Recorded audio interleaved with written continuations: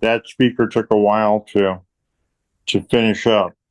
We were able to take two very competent 8-inch carbon wool woofers with very fast motors and integrate them into a high efficiency horn. But the key was to get the horn sound out of the horns are typically nasal. I don't care for them. There are too many, the internal reflections that come out of a horn and just the whole sound of a horn has never been a real favorite of mine. I understand there are a number of reasons why people like them, and they can project sound, the clip speakers, blah, blah, blah. I got all that. The 8211, it just worked out well. It's one of those things where we took two exquisite 8-inch woofers that had excellent mid-range. It's really rare to get a driver of that diameter to be competent in the mid-range.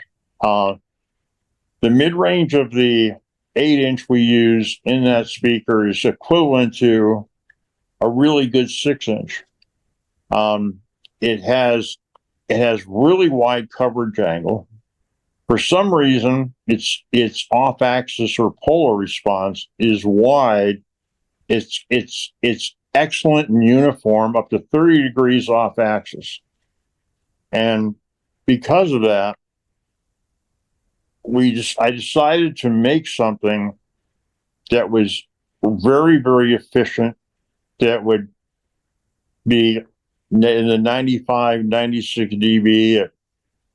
In this particular case, at 1 watt, 1 meter, you can't use the 2.83 volts at 1 meter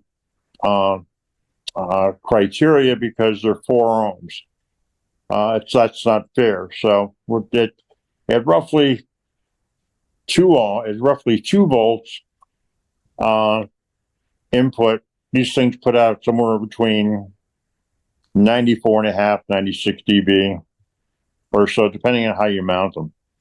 If you mount them flat on the wall, they're more like 96. If they're out in free field and standing in the middle of the room, they're a little bit less efficient because you get boundary reinforcement by mounting them against the wall, which is what you've got. Mm-hmm. It's just one of those things where all the planets lined up at the right time.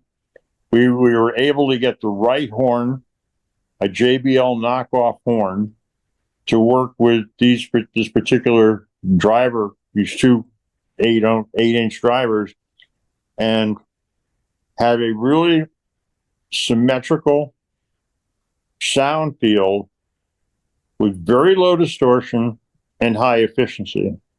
What you probably appreciate most about the 8211s, or Rob calls them the reference whatever, mm-hmm. is that they have the capacity to fill a room with an enormous amount of sound in a small package, which means when you have something that small, because your speakers are only like 24 inches tall. When you have something of that small a form factor that can reproduce that much output, that means the air load inside the cabinet is obviously smaller. The smaller the air load, the more restorative force that the speaker has, as opposed to a big speaker. So basically, there's less to manage. And so because of that, you have dynamics that you can hear, not only a room-filling big sound, but you can also hear detail, dynamics, that sort of thing coming out of the 8211. They don't need a lot of input voltage to go very, very loud, and you can see it in the rise and fall time on the impulse response. If you look at the impulse response on these, not to get too technical, you can see it rise and fall very fast. If you look at the step response, which is derived from the impulse response, you can see a clean transition between the tweeter, the horn tweeter, and the 8-inch drivers, where everything is grouped together without any sort of deviation in that type of response. And that shows that's a very good indicator of the dynamic and spatial and detail qualities of a loudspeaker. We can go back and forth as far as ruler flat frequency response, blah, blah, blah. Floyd Toole did a lot of studies years ago up in Canada, where they were talking about the dead-on axial response of a loudspeaker being the most important part of the loudspeaker's performance. Well, we haven't been able to substantiate that here. There are other criteria that are much more important in defining the quality of a loudspeaker. First and foremost, number one is the distortion. Distortion, even at the lowest levels, it's clearly audible, especially in the ranges between 250 cycles and about 4 kilohertz. The ear is extremely unforgiving in those ranges. Female vocals are centered, around that range. Male vocals go much lower than 250. But anyway, when you get into that 250 hertz to 4 kilohertz range, there's clearly an audible difference in the sound quality of a loudspeaker in very, very small distortion increments. So a 2% distortion loudspeaker sounds much different than a 0.5% distortion loudspeaker going through that same area. You really don't want any extra harmonics thrown in. You want to hear the pure fundamental tones without any any distortion coming in. And the 8211 is extremely low distortion.